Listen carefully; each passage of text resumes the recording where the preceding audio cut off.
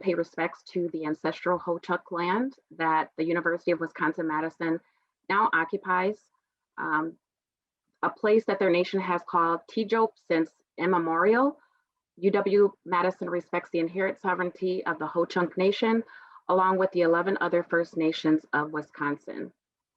Also, we'd like to understand that it's imperative to include all aspects of diversity.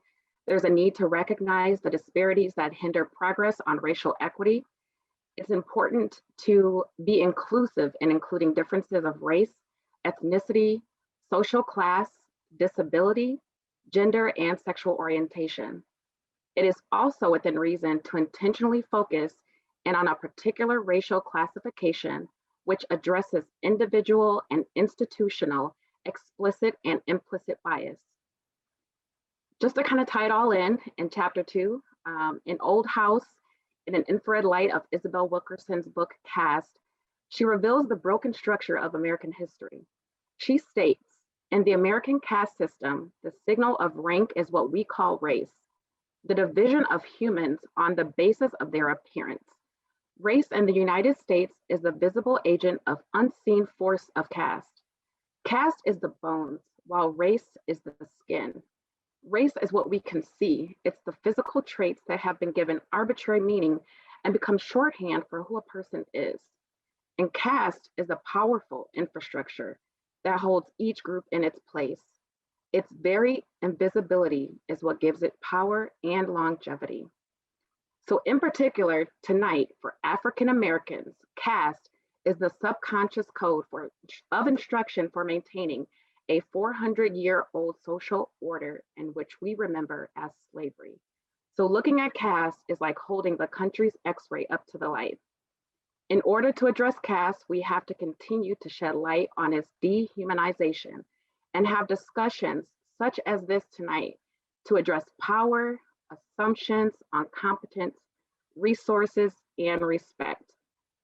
So with that, I want to thank you all for joining us tonight as we take a closer look at some of the underlying themes that speak to African American experiences in America from the Ford Theater's production of the Niceties. I will begin with the bios so that I can introduce our panelists today. We have here Lexi G. She is a distinguished scholar, a multilingual communicator. She's a published author and obtained her bachelor's degree in English from the University of Wisconsin-Madison. She's also now a current double badger pursuing her master's in library science. We also have Reverend Dr. Alexander G. He's a lead pastor of Fountain of Life Church, a president and founder of the Nehemiah Center for Urban Development and its renowned initiative, Justified Anger. He's a loving husband, a father, and as well a writer, community activist, life coach, international lecturer, relief worker, and social entrepreneur. In addition, something that's not mentioned on the screen, Dr. G's work within the community has earned him numerous honors, including the City of Madison's Reverend Dr. Martin Luther King Jr. Humanitarian Award in 1994. Dr. G studied at the University of Wisconsin-Madison, Fuller Seminary Distance Learning Program at Bach Graduate University, where he earned his doctorate. He is the author of 2 books and the host for the popular podcast, Black Like Me. Then we also have Dr. Paul Harris, who's an associate professor in the counselor education program at the University of Virginia. His research focuses on achieving 3 goals. Number 1, improving the college and career readiness process of underserved students. 2, promoting the identity development of Black male student athletes. And 3rd, facilitating the empowerment of anti-racist school counselors. And we've already heard from Jen, but Jen Uphoff Gray is the artistic director of Ford Theater Company and a co-director of the Niceties. So I want you to all help me welcome our panelists, and we are going to get started on tonight's discussion. So my first, I want to start off with a group question. If we could have the panelists on the screen, and we'll just kind of go down the line and have everyone shed their perspective on this question. So the first question is,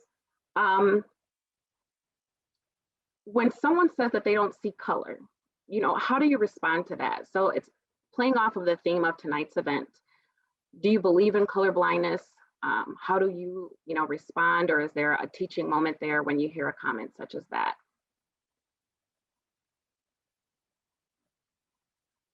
We can start with Dr. Harris.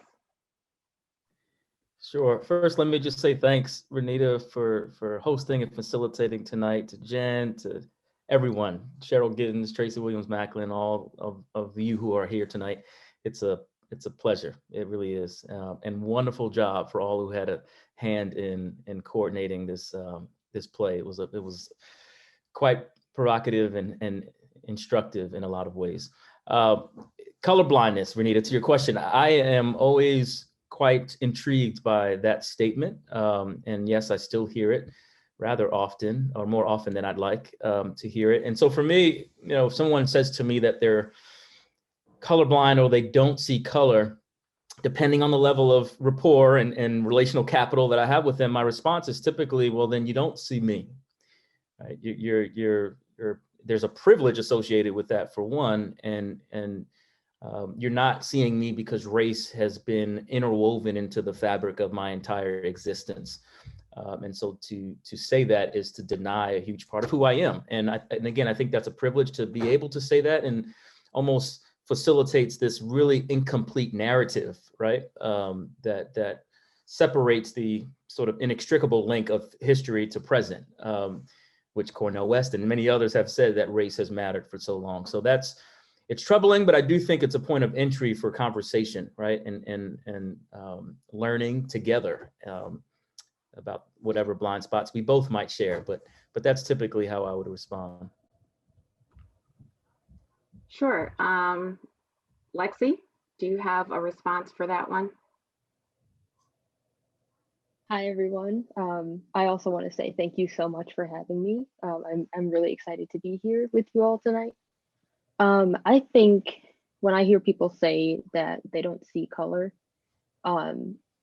it's usually in response to something that's happened that is often race-based. You know, like somebody will make an offhand comment, and there will be a response in which I'll say something along the lines of like, please don't say something like that for XYZ reason.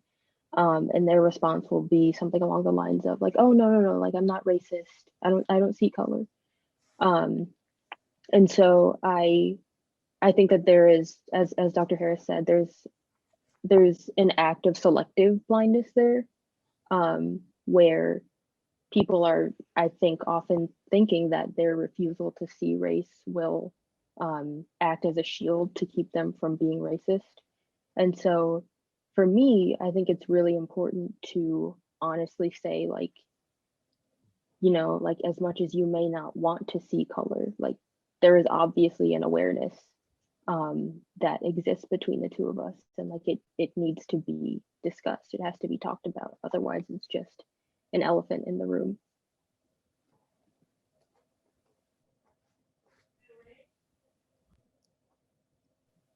And then we can go to Dr. Alex G. Sure, and I'm following in the footsteps of others. I really appreciate being asked to be here. I also want to say that the last speaker, the last panelist is both beautiful and brilliant, and I agree with everything she said. I'm sorry, I'm biased. That's my baby, so I'm sorry I shouldn't embarrass her like that. But I'm really proud to be here with her. I would say that no, when someone says to me that they don't see color, I do not believe them, and then I do not believe anything else that proceeds from their mouth from that point. Because for me, it ties into James Baldwin's quote, and I'm going to butcher it or paraphrase it. He wrote for the New Yorker in November, I think, of 1962. And he basically said, to the extent that white people do not understand the plight, and he said the word Negroes, they do not understand themselves. So when a person tells me that they do not see color, that means they do not see the journey by which they have received privilege. There is no ownership to address it, no onus to share it. There's absolutely no ability to be responsible, and no need to be responsible for it. They pull themselves up by their bootstraps, and not giving any credence to the fact that those bootstraps were probably my great grandmother and great grandfather.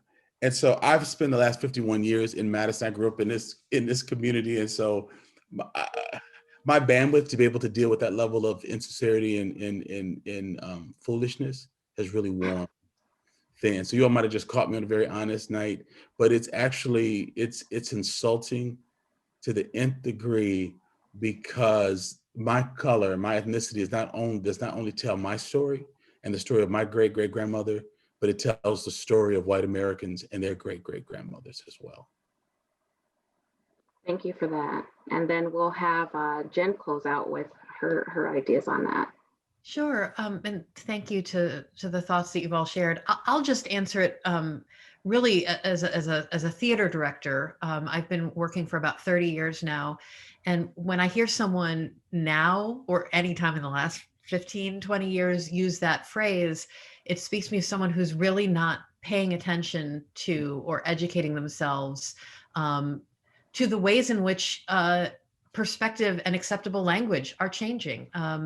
When I started my career in the early 90s, within admittedly predominantly white, believedly progressive theater directors, colorblind casting was the word of the day. And that meant that you were trying to bring people of all backgrounds into the theater. And that was the language that was used then to indicate that perspective. Well, about 15, 20 years ago, that language shifted to color conscious casting. And that's really addressing some of what my predecessors so thoughtfully expressed, which is that you need to, you can't do it blindly. It is negating who someone is, what they bring to the table, but that we can be more conscious in our choices. And really just even in the last several weeks, I've been seeing some articles being shared within my field advocating a change again in the language that I think makes a lot of sense in moving to identity conscious casting as our approach, because now we can really embrace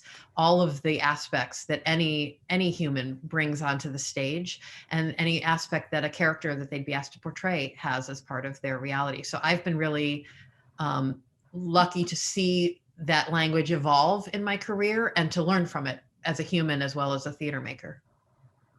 Thank you, Jen.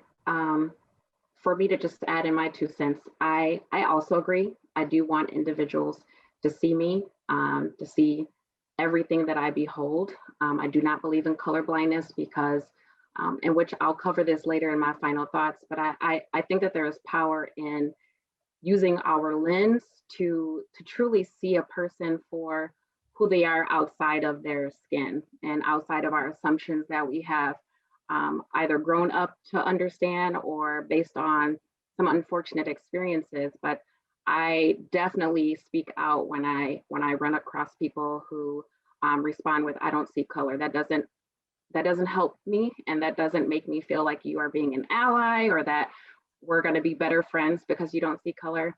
So I definitely agree that I want someone to acknowledge my very being. So with that, I want to thank you all. I want to kind of dive into some of the individual questions, and we're going to start with Dr. Harris. So just kind of to prop this question, in the play, there was a lot of dialogue between the student, Zoe, and her teacher, Janine. And there was a lot of back and forth banter about American history. And the teacher proceeded to say that slavery didn't have a part in American history, that we basically didn't have enough information to say that, not necessarily that slavery didn't exist, but that it didn't have power. And so my question to you is, when they discussed the universal outlook on American history or the American Revolution, and the teacher questioned slavery and white rivals, how would you respond to that? Would you say that it is more difficult to write Black history, that it's easy to erase Black history? Like, how would you, what would your follow-up be if you were that student? You know, to the latter part of that question, right? If I were that student, so that immediately sort of then shifted what is sort of the power hierarchy that I would have to navigate a bit more delicately, perhaps, than I would in the role that I assume right now. But I was just talking to someone the other day actually about 11th grade U.S. history, and I kind of joked, though serious, about how I often got up and walked around the halls for 30 to 40 minutes in the class because one, he told us don't interrupt him, just leave. And two, he was reading from a textbook, and I figured I could do that myself. But thirdly, it was a universal outlook, right? This textbook. And what I was commenting on to conversation that I was in was how much of that history was incomplete. So I just wanted to touch firstly on that. Like, what does a universal outlook mean? Typically, it means that it's been normed on whiteness, right? And so much of our disrupting and dismantling structures and policies, interrogating them at the very least, is to understand further the terms on which such systems have been built and whose terms those are and who's been included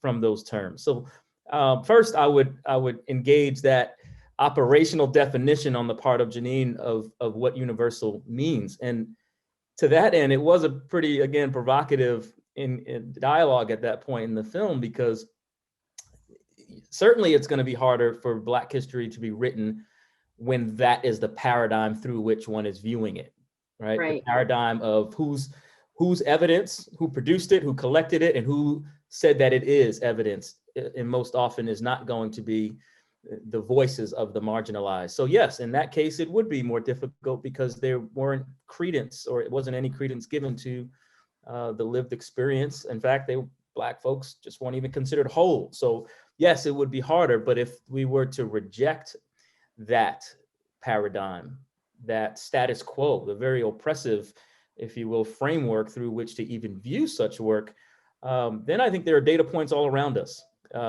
Data points all around that are not colonized, right? They're decolonized artifacts and oral histories and you name it, that could give a very robust and rich history that centers the voices of Black people in America. And so then it's not hard to share. Now, as a student, again, to that latter part of the question, Renita, you threw that piece in there, that shifts then how do I navigate that hierarchy in such a way that I'm communicating what I believe is truth in a way that definitely has to, all the things when you're trying to reduce the threat to one's ego, like those kinds of thoughts. As a student, I think we are, I know personally in my own undergraduate experience at a PWI, University of Virginia is where I attended, it was ever present in my mind that I had to think about that as I navigated those spaces. An unnecessary burden, but one nonetheless that I dealt with. So that's how I would try to engage overall that conversation around universal, what that means, and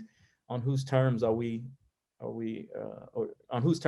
deciding what is harder or not to write. Right. So I guess kind of to sum all of that up, would you say that there is no American history without slavery? That there is no American history without slavery? Correct. It is. I mean, you probably want a short answer for that, but I can't help but take a little bit of a longer way around to the front door, but not too long of a walk. It's like where I'm at right now as a professor, University of Virginia, where I attended. We at some points told the history of the university without mentioning them. And we got to the point where we said, that's not the history, like that's incomplete. That's not. So to your question, absolutely, right? It's not a complete narrative if you're not including those who built the country, right? And on whose backs, the wealth that's been accumulated has been able to have been accumulated. Thank you. Thank you for dodging that curveball. I know that wasn't exactly in the script, but I knew that you could answer that just as being a Black male and the profession that you hold. So thank you for being able to answer that question. I do want to kind of switch gears, going to Lexi, Lexi G. We've already talked about, kind of that dynamic between Zoe and Janine. And so I want to ask you, there's a lot of, question around millennials being considered digital natives. And I guess my first question for you is there truth to that? And then following that answer, do you think that there is an assumption that millennials are out here being activists or fighting for causes that we have no found knowledge on? Are we just angry, or do we have reason for the things that we're doing? Oh, okay. I think to answer the digital natives question, I've always thought that terminology was always kind of interesting. I think, you know, for myself, I'm 24, so some people consider me on the younger end of the millennial spectrum, like almost what is it, Gen Z, like almost them, but not quite. Yeah. And so I think because of that weird overlap, and like I have, like memories of childhood pre, like digital world and pre-internet world, that I know the younger generation didn't necessarily have. But I think to consider us digital natives, it doesn't feel incorrect, but I think that it's led to us having a really intense flooding of information really quickly.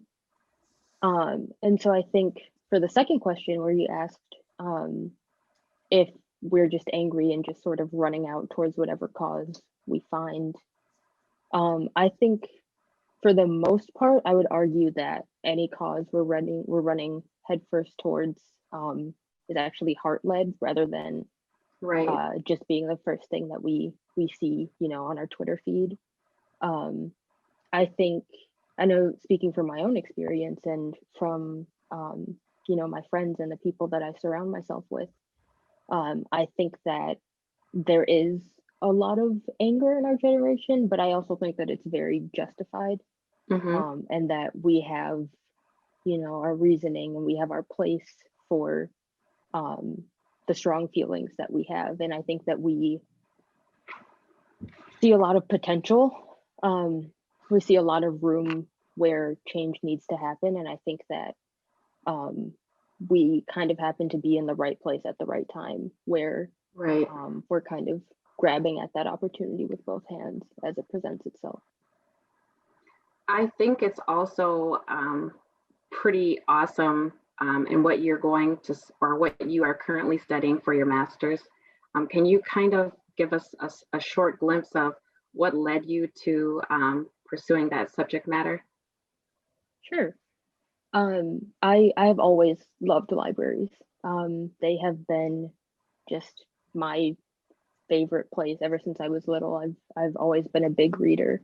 And so I think as I went through undergrad and as I was trying to figure out what next steps were going to look like, I realized that the thing that I loved most about being a student was the research. And so as I learned more about what librarianship looks like and what being an information professional looks like, I learned a lot about how the field is predominantly cis white women. And so, as I think about my own experience growing up in Madison and how most of the, like all of my teachers and doctors and librarians and everything of the sort, like were predominantly white people. And as I think about, the younger generation and like my friends' kids and all of those, the generation to come, I think that I know that I want them to grow up seeing people like me, people who look like me, in a variety of positions, so that they know what they can be capable of.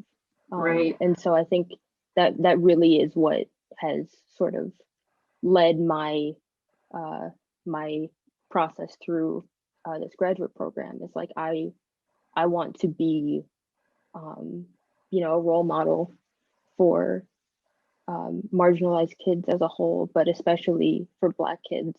I want them to be able to see themselves. That's great. Thank you for adding that that additional information. I just thought that it kind of piggybacked really well after we talked about the digital natives, and here you are going to pursue a degree to be a research expert. You love the library, and so I think that is phenomenal. Thank you. I do want to go back to Dr. Harris. I want to revisit that conversation that Zoe had with her instructor regarding systematic persecution. Basically, Zoe told her teacher that she was tired of carrying the weight of injustice and she wanted whites to share in the pain. And I guess I'm reaching out to you to see what would be the best way to address this heaviness of being Black in America and kind of passing the torch or passing the responsibility to, one, admit that this is still an issue, and then two, how can we, I guess, kind of navigate through this while there are some persons who are kind of turning a deaf ear to it. Wow, there's so much there. Racial battle fatigue is real. I'll start there. The weight of injustice is overwhelming.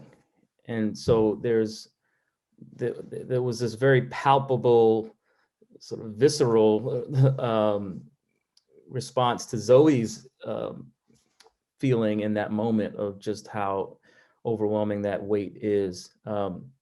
I mentioned I live in Charlottesville, Virginia. My wife, who happens to be a writer, has had no shortage of opportunities the past few years here, unfortunately, to talk about issues related to race.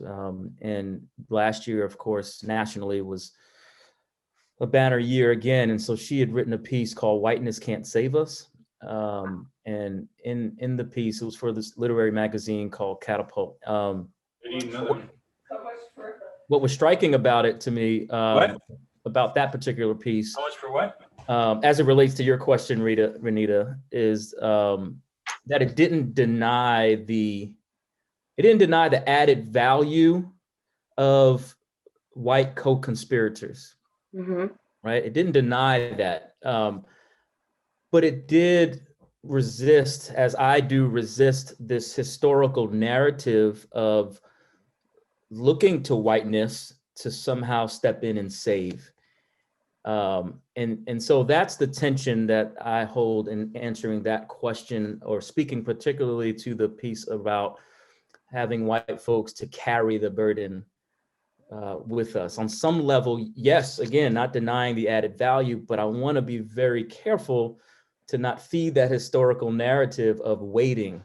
Right? Waiting for there to be this, savior, if you will, to come in. And to that end, when I think of movements, particularly that are sort of mobilized, galvanized by those on the margins, there's a collective power that can be leveraged amongst the marginalized that can put appropriate pressure, I think, such that it would provoke the kind of change that we want to see. And I have found that oftentimes it's the kind of pressure that's put on the self-interest of others, right? This idea, the moral imperative oftentimes isn't enough, right? And so I think there's something to be said about how do we sort of leverage the energy, if you will, or the capital that exists right now to put the appropriate pressure in spaces that would provoke the kind of change that we want to see. So again, added value, no doubt, to have white co-conspirators, but I think very careful to almost expect and wait for there to be a carrying of that burden alongside racial minorities. I agree. I want to be mindful of time, so I'm going to ask you one follow-up, and if you can give it to me in 30 seconds, that would be awesome. Yeah. But when you and I connected the other day, in particular on this question, you mentioned something about a hope versus an expectation. Can you kind of reiterate? You talked about you may not have a particular expectation of a certain class helping to carry the weight, but you have a hope that maybe that will change. I like that. I don't know who said you said it. It was your word. Oh wow. Well, so speak to just kind of that dynamic of hope versus expectation. Yeah. Yeah. Again, I think it speaks again to this I mean, this optimistic frame, I think, and posture, right? That Mhm. that even as a researcher, I take a very positive psychology sort of lens to all the work that I do. I'm looking into how we can help others to thrive and how we could all find the strengths and internal and external assets to leverage to go where we want to go. That's a very hopeful frame in general. But in this space, the expectation in some ways can be an added burden that I don't need to bear, right? Right. Mhm. And I don't think I need to add any more weight to, again, the overwhelming nature of injustice that is. And add to that, this sometimes implicit and very explicit in the marketplace, like academia, where there's this expectation to even teach, right? Others where I'm at times just trying to navigate and negotiate the crises that are for me, and don't want that added burden. And expectation, I think, is similar in that respect. But hope, I'll always be hopeful. That's good. But you know what? Since you don't remember that, I'm going to put my name behind it and I'm going to push it out there. Okay. You got it. Just tag me in the post or something. Right. I'll tag you. Okay. Right. I have a question, another question for Lexi. Just really quickly, towards the end of the playwright, Janine met back up with her student Zoe, and Janine offered an apology. So my question to you is, do you accept it? Do you think it was genuine? Or do we think that there was something behind it? Because she was kind of pushing, ideas of publishing more books and having speaking engagements. What are your quick thoughts on that? I think that's hard. But I think, in my own emotional response, I found it hard to find any sort of genuine emotion in Janine's apology. I think an apology has to require some awareness of the harm caused and then regret for having caused it. And I think Janine, had some awareness of why Zoe reacted the way that she did and why Zoe was feeling the way that she did. But I don't know if Janine fully was able to completely address and acknowledge, why, and then therefore like properly apologize for the harm that was caused. And I think part of that is because of the way she talks about wanting to publish more work, or being and like, I don't know, the way she talks about trying to explain to Zoe why it would be good for her to co-write with Janine. Like a lot of the way that she talks about her next steps make the apology not feel completely genuine.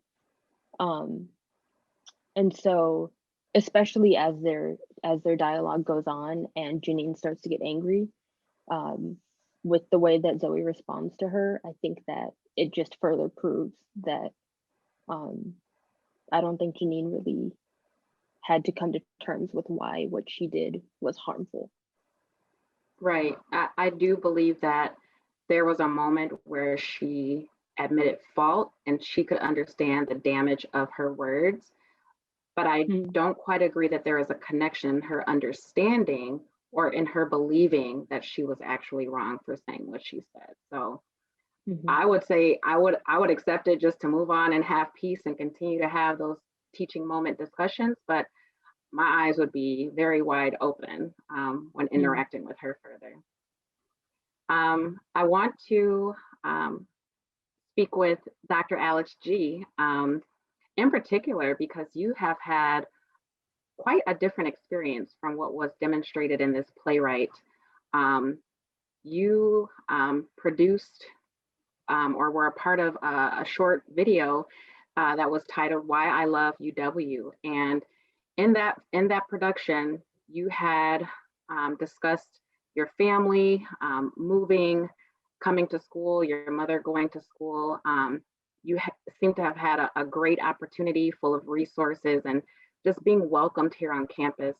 And I'm hoping that you can kind of speak to us to give us an idea of what being university material meant. Sure. I think in full transparency, my experience at UW-Madison's campus was not all great. I was on campus when the Fiji slave auction happened. I was on campus when the Charles Holly report came out.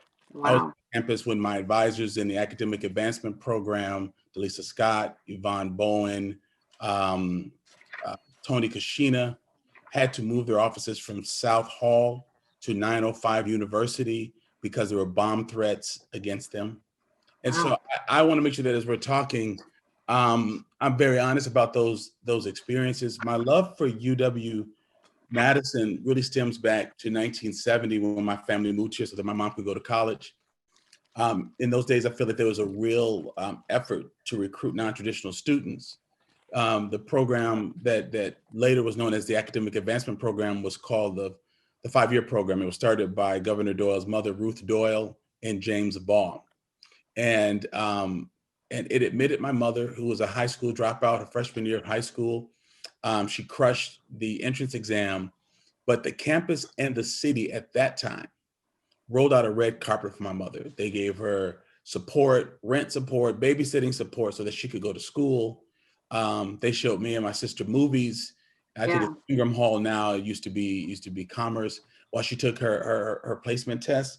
And so I love Wisconsin because my mom stepped out of depression. She shook the residual effects of being a battered wife of an alcoholic and abusive husband. And so I love the way the campus helped to give my mother back to me. I love the fact that she was able to turn poverty around in our family. We lived in, below the poverty line. We lived on food stamps. We ate what we call commodities and government cheese and whatnot. But she paid cash for my tuition, and she loaned me or gave me a down payment for my house. My wife and I, who met on campus, bought a home a few years after being married. So I loved what it did for her, and I give back to this community because of what it did and who it was in 1970. I don't think the city nor the campus is that today. I'm still a proud badge. You see, I'm wearing my stuff because, I'll Yes. tell people when Lexi finishes her master's in May, that'll be I think our 12th degree from Wisconsin, and we love it, but we also want to push it to be its best. Mm-hmm. And so my experience was that I knew that if I could, there's a song about, New York, New York from the musical, if you can make it here, you can make it anywhere. I knew that as a Black male, second generation college student. I actually went to college with my mother. So I'm sort of like 1.5 generation college student. We had 3 classes together, but I knew that if I could make it at UW-Madison, I could make it anywhere. If I could sit in an econ class with 600 students in Ag Hall, only 3 of whom were Black, that I could make it anywhere, that I would feel comfortable speaking my voice, sharing my thoughts in a predominantly white space.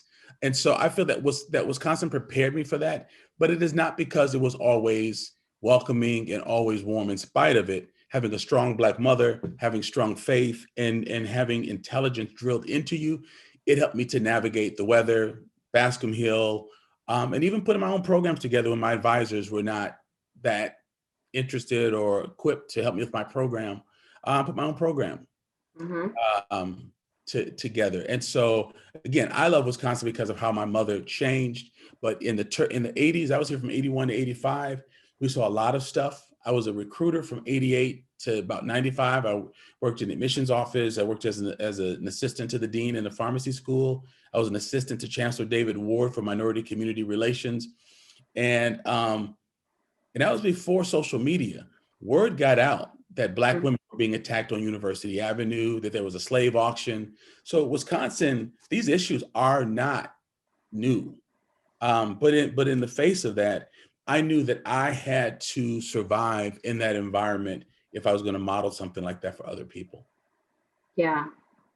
Would you say that UW-Madison is a must attend? Is this a school that you really wanted Lexi to come to? Is this something that was discussed or known in your household, or were you just in support of her going for an education? I wanted to support her getting an education, but I definitely wanted her to go to Wisconsin because I knew that it was a world-class institution.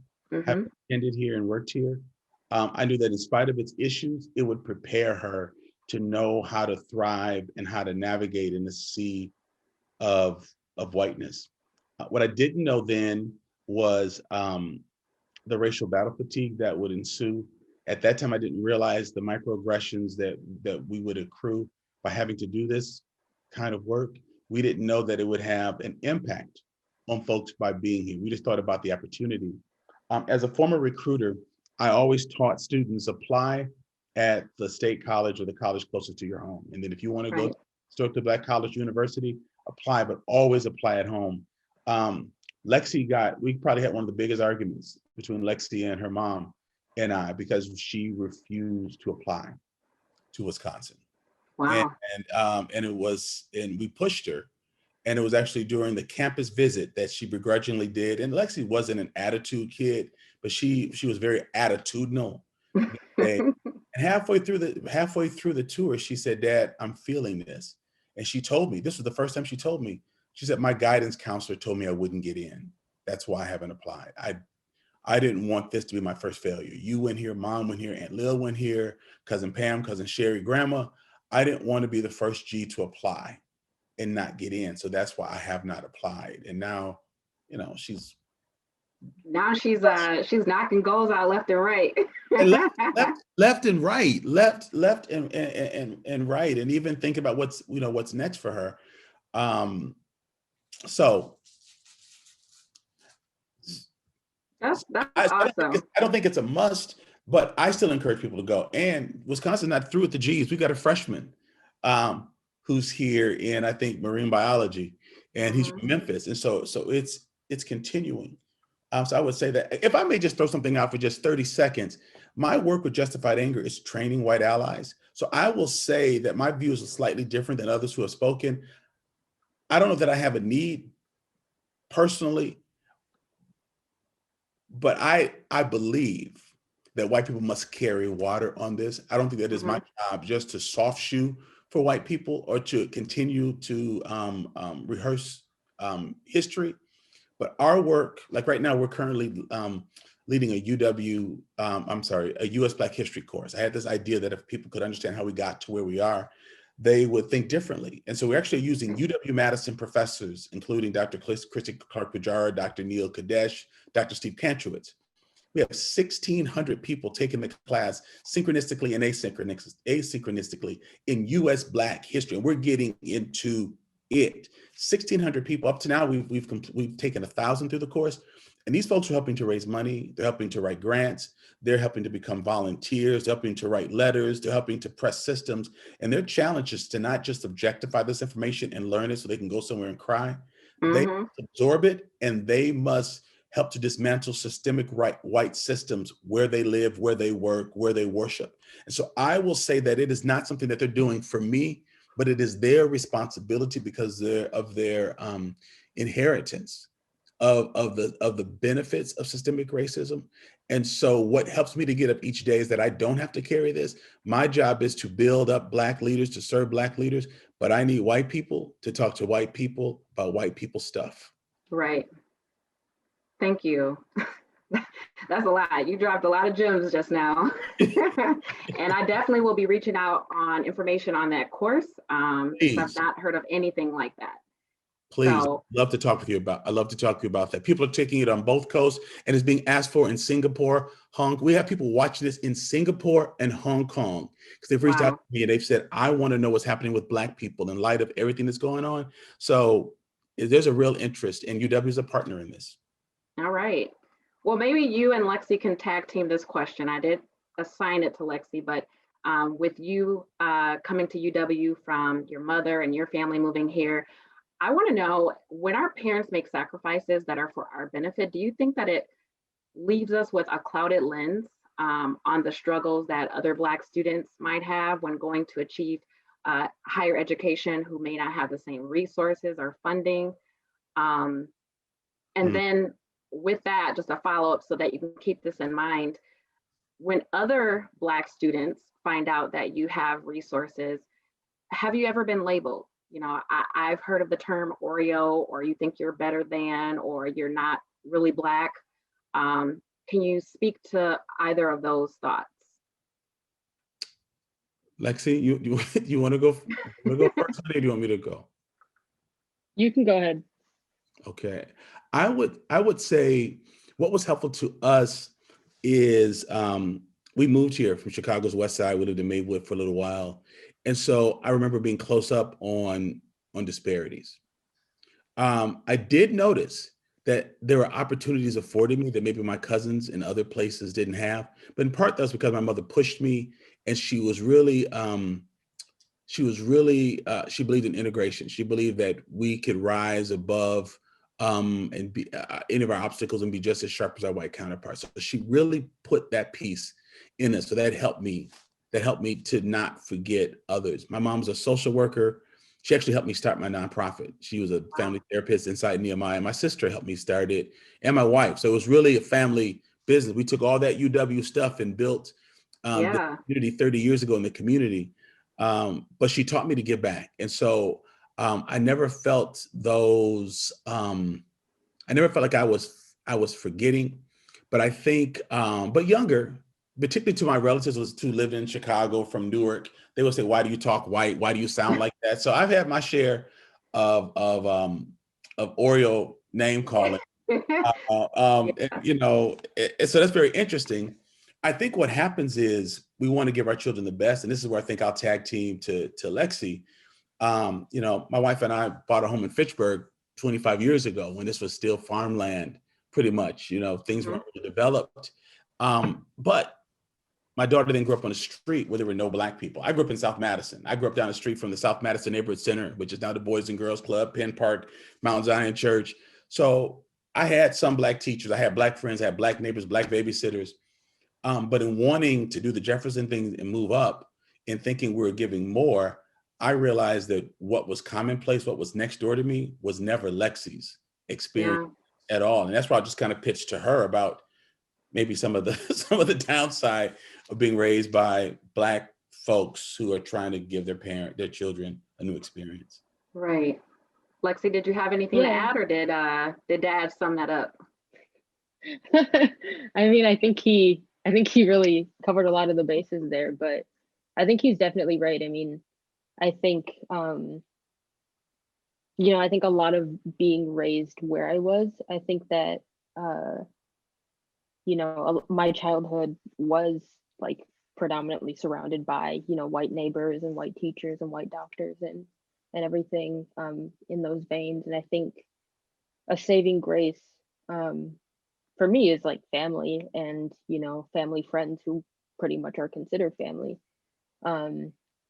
But I think for me, the most, at least the one that stands out to me the most in terms of like being called an Oreo or something along those lines is I think I was about maybe 15 and a friend's boyfriend said, "You're really articulate for a Black person." And at the time, I don't think I really registered what that meant. Like it was my first time meeting him. He's a white guy from Oshkosh. And so I think most of the comments of that kind have come from white people for me. So yeah, but I think beyond that, I think my dad really covered the bases of answering that question. Yeah. He knows how to work the room, that's for sure. He's got a lot of wisdom. I did want to invite Jen to the stage. My question for you is, have you experienced defensiveness when discussing issues of privilege to a person considered upper caste?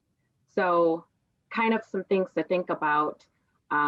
If you overhear, whether it's friends, colleagues, family, at the dinner table or what have you, and you hear things that are not correct, do you speak up? Do you kind of download those and like let it marinate and try to understand better, where did they get this thought from, or how do you handle that?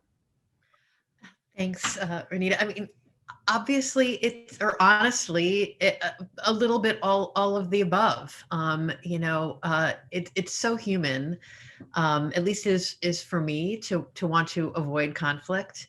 and also learning the importance of navigating situations where conflict is what's needed, and how to recognize those different situations when they occur, and to recognize in myself the defensive feelings that on a human level occur sometimes when presented with someone who is saying that their experience of something is different than your own. So, I'm working on getting better at that. I hope all of us, I would imagine that all of us on this call are working on that. It's how we learn. It's how we better recognize our own privilege. It's how we build a more expansive group of allies. Because I would argue that we all can be valuable to the work of creating a more just world. We need to get past this harmful myth of white saviorism, and we definitely need, as Zoe says in the play, for the privileged to give up some of their power. And so I'm always thinking about, just in my own life, separate from my theater work, how do we make the case that there's value for all of us to gain from a more just world? And to me, that's the tragedy of this play. I think these characters are both women who have a lot that they could offer to the work that needs doing. And if they were able to recognize that we need what both of them bring to the table for long-lasting success, what they could accomplish together would be remarkable. And Janine just can't get there in this play. And I find that really tragic on a lot of different levels. And how do we show people who've experienced how change happens, which is sometimes really slowly, not to dismiss the impatience and righteous and justified anger of sometimes young revolutionaries? And how do we teach revolutionaries that someone's patience or willingness to work within a system doesn't automatically make them the enemy? I think we need both. And we talked about this a lot in rehearsals. There's a rule in improv theater called yes and, that you never negate what somebody else offers in the building of a scene. You build on it. And if either of the characters in this play went to yes and instead of no but, start from the place of your experience is valid, so is mine. Let's build on that and learn from each other and see how we can do this vital work together. It might have been a much shorter and less dramatic play, but a much happier ending. So I hope that answered your question, but that's what it Yeah, that was fantastic, because it speaks to, if we don't say anything right away, it doesn't mean that we're agreeing. Sometimes you need time to let it download, or perhaps check your emotions, because whatever you say, if you're fired up, may not translate correctly anyway. So I think that you made some really great points, Jen. And I just, because I see so many of our audience members on this call, and so many people who I know are good allies, that I think the reason I said I'm really working on speaking up more is because I'm becoming ever more conscious of how much the burden of addressing inequity is falling on the people of color in our community. And so trying to recognize every opportunity to take some of that labor onto my own shoulders where I can. And it's not always easy, and I don't always succeed, but the effort's there. Thank you. In the effort of time, I hope you don't mind, I'm going to call on Dr. Harris to give us 1 minute to answer this final question. And that is, how can we be better activists, or changing the dialogue in letting America, or getting America to understand that our Black is beautiful, our Black is here to stay, that we belong here.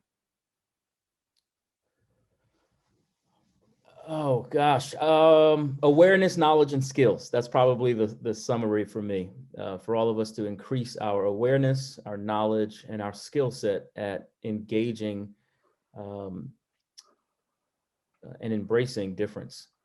I talk a lot about the Johari window and some other spaces, which speaks to a number of things, but one of which includes a blind spot that we all have, things that others know about us that we don't. I think an awareness of self in that regard, that we all have them, right? There's room for all of us to grow. Cultural competence, for example, isn't a destination, it's a spectrum on which we all fall.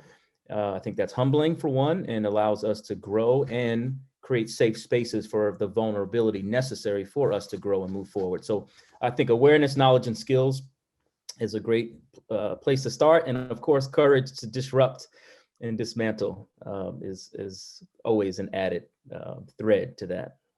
I agree. Thank you for allowing me to put you on the spot. No problem. No problem. I want to wrap up. I know we could go for another hour or two, but we are limited to time. I do want to close with a quote from a TED Talk by Verna Myers.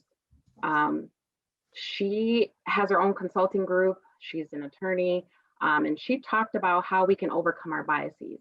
She stated, "It was never that we didn't see color. It was what we did when we saw color. It's a false ideal, and while we're pretending not to see, we are not being aware of the ways in which racial difference is changing people's possibilities. It's keeping them from thriving, and sometimes it's causing them an early death. Scientists suggest that we stare at awesome Black people and memorize them because it helps you to deassociate what we automatically associate in our brains when we see color." So I'm urging you, before we close, to reset your associations.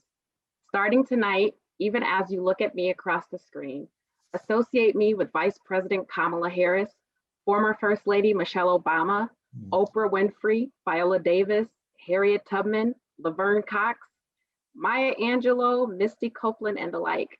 I want you to look with such intent that you see beyond my distinct features and coiled hair, and that you gain an understanding of who I am on the inside. Uncover my story and associate me with the powerful women we have all come to love and admire, who hold famous names and who have paved the way for so many of us. Tomorrow, go out and do the same thing. See persons of color, remove your blinders, walk towards your fears, and look within. I want to give a special thanks to the cast and the production team of the Niceties, our panelists, UW-Madison's Division of Diversity, Equity, and Educational Achievement, and all of you for joining us tonight. Until next time, take care and be well. Thank you. Thank you so much. Thank you. Thank you. Thank you so much.